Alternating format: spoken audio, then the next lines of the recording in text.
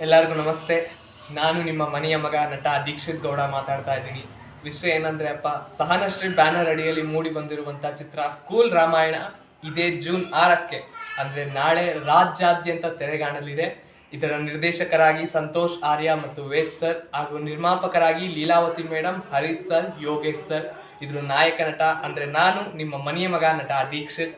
ನಾಯಕಿಯಾಗಿ ನನ್ನ ಗೆಳತಿ ಸುಪ್ರೀತಾ ರಾಜ್ ಕಾಣಿಸ್ಕೊಂಡಿದ್ದಾರೆ.